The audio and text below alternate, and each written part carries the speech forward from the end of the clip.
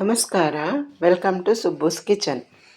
ನಾವು ಇಂದು ಆಲೂ ಪರೋಟ ಮಾಡುವ ವಿಧಾನವನ್ನು ತಿಳಿದುಕೊಳ್ಳೋಣ. ಮೊದಲಿಗೆ ಆಲೂಗೆಡ್ಡೆಯನ್ನು ಬೇಯಿಸಿಟ್ಟುಕೊಳ್ಳೋಣ. ಈರುಳ್ಳಿಯನ್ನು ಸಣ್ಣಗೆ ಹೆಚ್ಚಿಟ್ಟುಕೊಳ್ಳೋಣ. ನಂತರ ಒಂದು ಪಾತ್ರೆಗೆ 2 ಲೋಟ ಗೋಧಿ ಹಿಟ್ಟನ್ನು ಹಾಕಿ 4 ಚಮಚ ಎಣ್ಣೆಯನ್ನು ಹಾಕಿ ರುಚಿಗೆ ತಕ್ಕಷ್ಟು ಉಪ್ಪನ್ನು ಹಾಕಿ ಚೆನ್ನಾಗಿ ಮಿಕ್ಸ್ ಮಾಡಿ ಚಪಾತಿ ಹಿಟ್ಟಿನ ಹದಕ್ಕೆ ಸ್ವಲ್ಪ ಸ್ವಲ್ಪ ನೀರನ್ನು ಹಾಕಿಕೊಂಡು ಕಲಸಿಕೊಳ್ಳೋಣ. ಚೆನ್ನಾಗಿ ಈ ಹದದಲ್ಲಿ ಕಲಸಿಕೊಂಡು ಸ್ವಲ್ಪ ಎಣ್ಣೆ ಸವರಿ ರೆಸ್ಟ್ ಮಾಡಲು ಅರ್ಧ ಗಂಟೆ ಮುಚ್ಚಿಡೋಣ. ಅಷ್ಟರಲ್ಲಿ ಬೇಯಿಸಿಟ್ಟುಕೊಂಡ ಆಲೂಗೆಡ್ಡೆಯ ಸಿಪ್ಪೆಯನ್ನು ಸ್ಟ್ರೈನರ್ ಸಹಾಯದಿಂದ ಬಿಡಿಸಿಕೊಳ್ಳೋಣ. ಅದನ್ನು ಮ್ಯಾಶ್ ಮಾಡಿ ರೆಡಿ ಇಟ್ಟುಕೊಳ್ಳೋಣ. ನಂತರ ಒಂದು ಬಾಣಲೆಯನ್ನು ಒಲೆಯ ಮೇಲಿಟ್ಟು 2 ಚಮಚ ಎಣ್ಣೆಯನ್ನು ಹಾಕಿ ಸಾಸಿವೆ ಹಾಕಿ ಸಣ್ಣಗೆ ಹೆಚ್ಚಿಟ್ಟುಕೊಂಡ ಈರುಳ್ಳಿಯನ್ನು ಹಾಕಿ ಚೆನ್ನಾಗಿ ಫ್ರೈ ಮಾಡಿಕೊಳ್ಳೋಣ.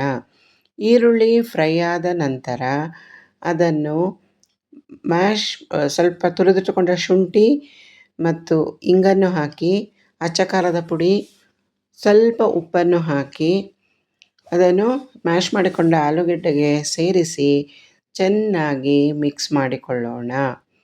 ಚೆನ್ನಾಗಿ ಮಿಕ್ಸ್ ಮಾಡಿಕೊಂಡು ನಿಂಬೆಹಣ್ಣಿನ ಗಾತ್ರದಷ್ಟು ಉಂಡೆಗಳನ್ನಾಗಿ ಮಾಡಿ ರೆಡಿ ಇಟ್ಟುಕೊಳ್ಳೋಣ. ಅಷ್ಟರಲ್ಲಿ ಗೋಧಿ ಹಿಟ್ಟು ಚೆನ್ನಾಗಿ ನೆನೆದಿರುತ್ತದೆ.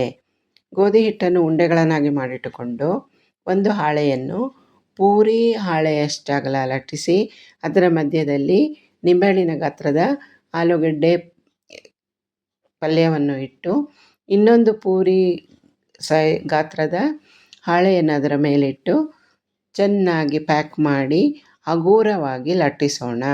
ನಂತರ ತವವನ್ನು ಬಿಸಿಗಿಟ್ಟು ತವ ಬಿಸಿಯಾದ ನಂತರ ಪರೋಟವನ್ನು ತವದ ಮೇಲೆ ಹಾಕಿ ಸ್ವಲ್ಪ ಬೆಂದ ನಂತರ ತುಪ್ಪ ಅಥವಾ ಎಣ್ಣೆಯನ್ನು ಸವರಿ ಎರಡೂ ಬದಿಯಲ್ಲೂ ಹದವಾಗಿ ಬೇಯಿಸಿಕೊಂಡರೆ ರುಚಿಕರವಾದ ಪರೋಟ ಸವಿಯಲು ಸಿದ್ಧ. ಒಂದು 4-5 ಪರೋಟವನ್ನು ಬೇಯಿಸುವ ವಿಧಾನವನ್ನು ತೋರಿಸಿದ್ದೇನೆ. ಹದವಾಗಿ ಬೇಯಿಸಿಕೊಂಡು ಚಟ್ನಿ ಅಥವಾ ಸಾಗು ಒಟ್ಟಿಗೆ ಸವಿಯಿರಿ. ಧನ್ಯವಾದಗಳು. Please do like, share and subscribe.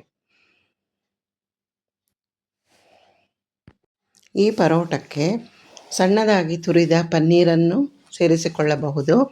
ಇಲ್ಲವಾದರೆ ಗೋಬಿಯನ್ನು ಬಿಸಿ ನೀರಿನಲ್ಲಿ ಹಾಕಿ ತೆಗೆದು ತುರಿದು ಸಹ ಸೇರಿಸಿ ಮಾಡಿಕೊಳ್ಳಬಹುದು. ಬಹಳ ರುಚಿಕರವಾಗಿರುತ್ತದೆ. ಧನ್ಯವಾದಗಳು.